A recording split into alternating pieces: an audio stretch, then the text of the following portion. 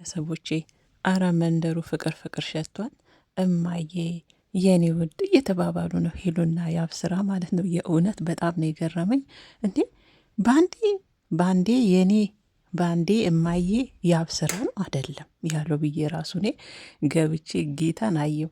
እማዬ ሄሉዬ ደግሞ የኔ ውድ እረ ፍቅር ፍቅር ተጫወቱ እኮ የእውነቴን ነው ብላችሁ ቤተሰቦች በነገራችን ማለት ነው። እኔ በቀደም ነግሬያቸዋለሁ። ሄሉ ያብስራ ይቅርታ እንኳን ቢላት በሆነ ምክንያት ብታገኘው ይቅር ትለዋለች። ምክንያቱ ደግሞ ስለምትወደውና ስለምታፈቅረው ተሸንፋ ይቅርታ ታደርግለታለች ብያችኋል። ወደ ድሯቸው ካልተመለሱ ብያችሁ ነበረ። ግን በአንድ ጊዜ እንደዚህ ሄዱዬ የኔ እሱ ደግሞ እማዬ ራ የሚጻጻፉትን ጉድ ብታዩ ቤተሰቦች የእውነቴን ነው ምላችሁ። እንዲህ ይቻላል እንዴ? እንደዚህም ይቻላል ወይ? እኛ መሽገባን እኛማ ሄሉ እየተጎዳች ወይኔ ያዙን ንቀቁን እያንን ሚዲያውን በአንድ ግር እናቆማለን። ሄሉዬ በአንዴ ክርበት ብላለች። ክርበት ነገሩ አርግዤላለሁ ብላለች። ለዛ ነው አርግዤላለሁ ብላለች። ብዙዎቻችሁ ደግሞ ያው በኮሜንታችሁ እያየው ነበረ።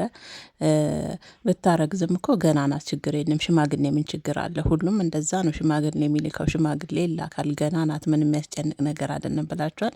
በነገራችን ላይ ማለት ነው እኔ ማርገዟን እኮ አይደለም የተቃወምኩት፣ ግን ለቤተሰብ አርግዣለሁ ብላ ወደ ሚዲያ አትወጣም ነበር ሄሉ። የእውነት ቢሆን ቤተሰቦቿን ምናል እንደምትወድ ምናል እንደምታከብራቸው ታውቃላችሁ አይደለ? ስለዛ ሄሉ አርግዣለሁ ብላ ወደ ሚዲያ የእውነት ቢሆን አፈጣ አትወጣም ነው የኔ ጥያቄ እንጂ እኮ አሁን ላይ ተለመደ እኮ ፋሽን ሆኗል ኢትዮጵያ ላይ። አንድ ሴት ልጅ ካረገዘች በኋላ እንደውም ልትወልድ አካባቢ ሁሉ ነው ሽማግሌ የሚላከው። ይሄ እኮ ልምድ ሆነ እኮ ጭራሽ ባህላችሁን ሆኗል እኮ። አንድ ሴት ልጅ ሆዷ ሲገፋ ነው እንደውም ሽማግሌ የምንልከው ማለት ነው። እና እሱም ማለት አይደለም ሄሉ ምን ያህል ለቤተሰቦቿ ቦታ እንዳላት ምን ያህል ክብር እንዳላት ስላወቅኩኝ በዚህ ድፍረት አትመጣም ለማለት ነው። ኮሜንቶች ከተረዳችሁኝ ማለት ነው። እና ለማንኛውም ያው ያዝልቅላቸው።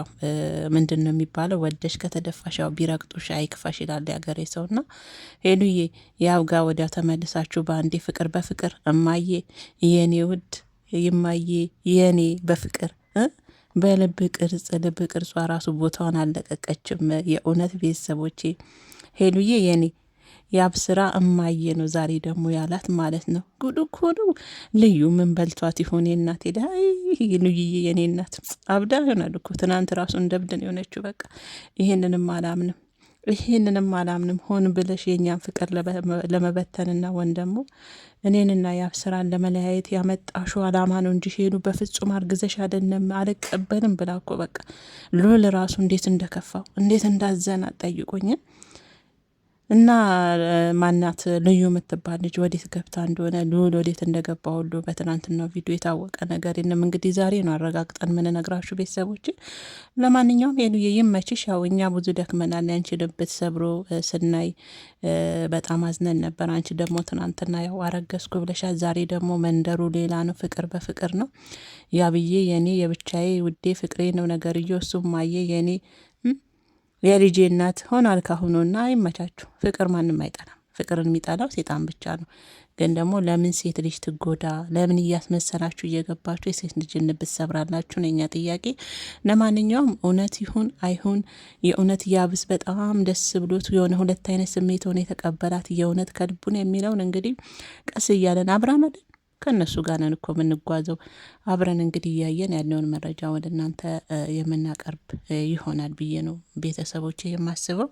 ለማንኛውም ሄሉሻዬ እኔ እንደ ማንኛውም አንድ ተመልካች እንደሚወድሽ ሰው እኔም ደስታሽን እፈልጋለሁ። በሄሉ ደስታ እኔ አልቃወምም። እውነት ለመናገር ደስታዋ ነው የሚያስደስተኝ። ስትሰበር ነው የሚያመኝ፣ እንደ ሴት በተለይ እንደ ሴት ማለት ነው። ያ ነገር ነው። አሁንም ግን ያው አርግዤልሃለሁ ልጅ አባት ሆናል ብለው ያው ትናንትና ወዲያው ነው መገጣጠም የጀመሩት፣ በቃ መተሻሻት የጀመሩት። ከዛ ዛሬ ደግሞ እማዬ የኔ ውድ የኔ ፍቅር የልቤ ትርታዬ ነፍሴ አይነት ነገር ጨዋታ አስገብቷል። እኔ እንደው እያዩዋቸው ግርም ብለው ነበረ ማለት ነው። እና ይመቻችሁ፣ ችግር የለውም። እንግዲህ ከባለቤቱ በላይ የሚባል ነገር አለ። እና ቅመሞችዬ እንግዲህ ይህን ይመስላል። እኛ ጮሆናል፣ ጎሮራችን እስከሚላጥ ሄሉ እንዳትጎዳ በዚህ አስመሳይ ብለናል። ሄሉዬ ደግሞ ያው ቃባ አድርጌላለሁ የልጅ አባት ሆናል ብላ እሱም የተደሰተ መስሎ ተቀብሎ ዛሬ ደግሞ በቴክስታቸው ሌላ